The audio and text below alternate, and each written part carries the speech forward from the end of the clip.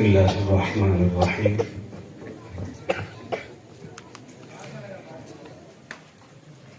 اقرأ بسم ربک الذی خلق صدق اللہ العظیم۔ حیرت ہے کہ تعلیم و ترقی میں ہے پیچھے جس قوم کا آغاز ہی اقرأ سے ہوا تھا۔ اس وقت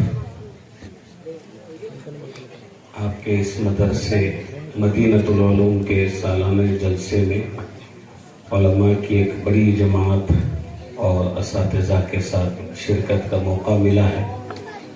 آپ حضرات کے شوق اور ذوق اور مدرسے اور طلباء کی ہمت افزائی کے لیے یہاں پر اتنا سکون اور اطمینان سے جمع ہونا یہ قابل مبارکباد ہیں آپ تمام حضرات۔ اور اصل جو آج کے اس پروگرام کے جو مقرر حضرات ہیں، مہمان خصوصی حضرت مفتی عبدالصبور صاحب اور حضرت مولانا عبدالواحد صاحب، یہ انشاءاللہ آپ کے سامنے بیان کریں گے۔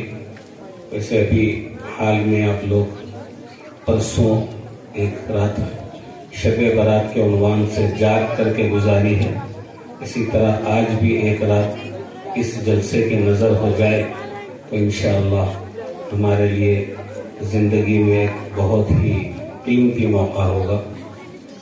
اس وقت مجھے بہت ساری چیزیں ذہن میں تھی، لیکن یہ بیانات کا سلسلہ اور وقت کی تنگی وہ ساری چیزیں ذہن سے نکل گئی۔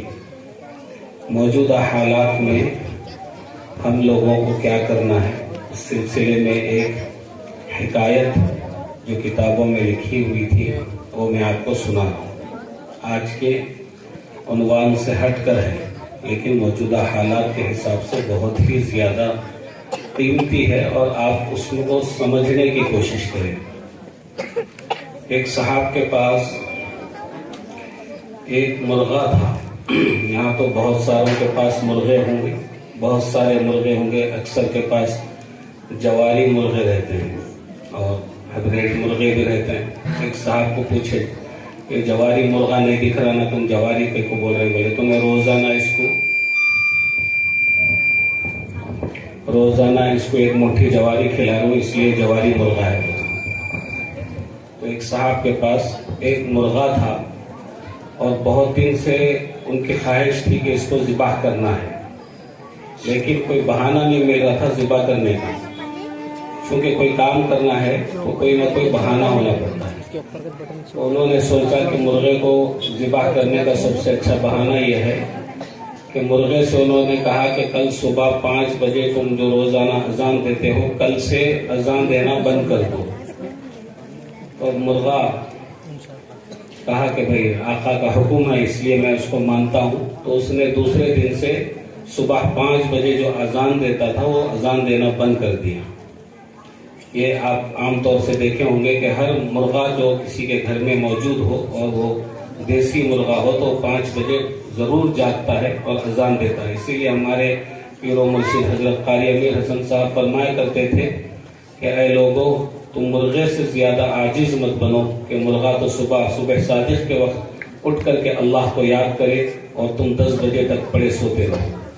اسی لیے مسلمانوں کی شان یہ ہے کہ وہ اٹھ کر کے سورج کو جگاتے ہیں، اور آج حال یہ ہے کہ سورج ہم کو جگاتا ہے۔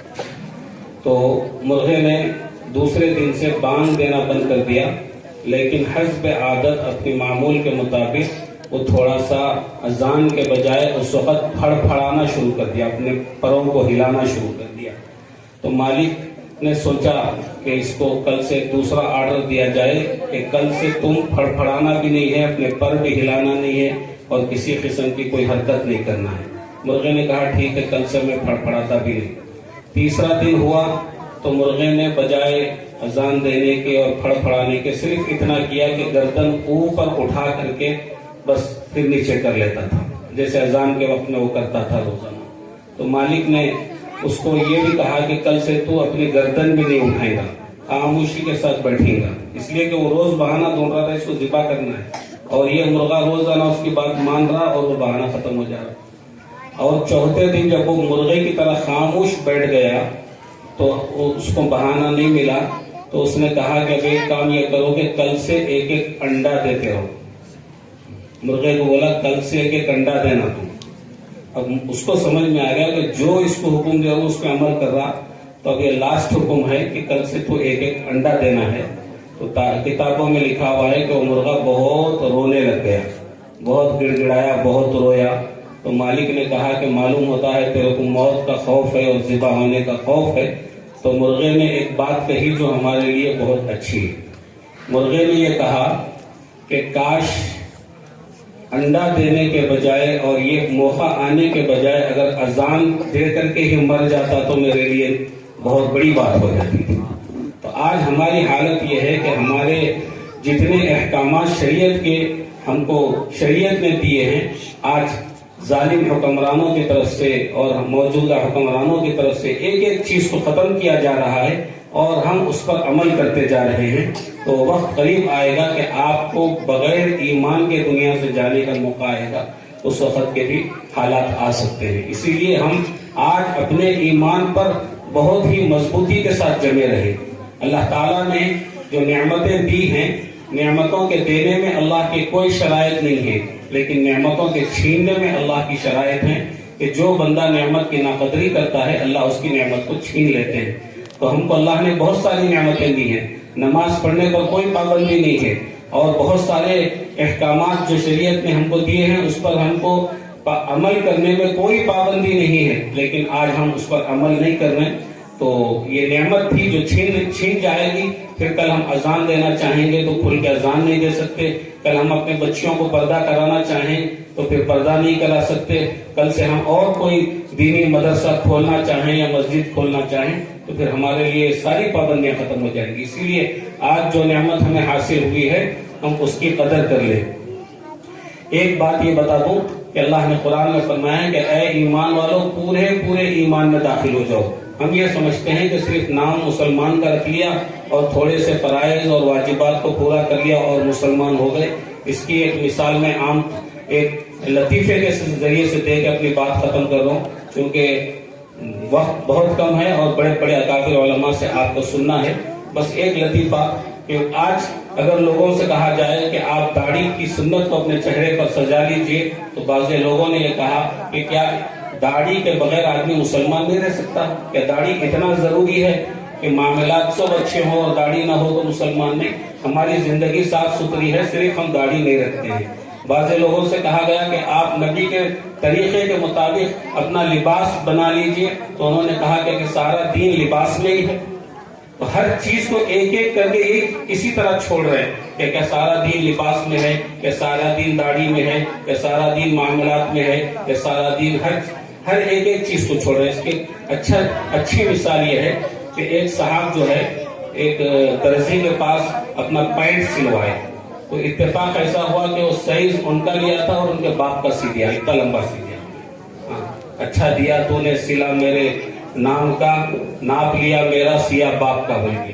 تو بہت بڑا ہو گیا. اب صبح میں ان کو سسرال کو جانا تھا اور پینٹ اتنا بڑا تھا ان کا, تو انہوں نے اپنی ماں سے کہا, بوڑھی ماں سے, کہ امی جان پینٹ بہت لمبا ہو گیا, اس کو 4 انچ کاٹ کے چھوٹا کر دیجئے. تو اماں بولی نہیں بیٹے میرے کمزوری ہے, میرے آنکھوں کو بھی نہیں دکھتا, کچھ بھی میں نہیں کر سکتی, نہ کاٹ سکتی نہ سی سکتی, میں یہ کام نہیں کر سکتی.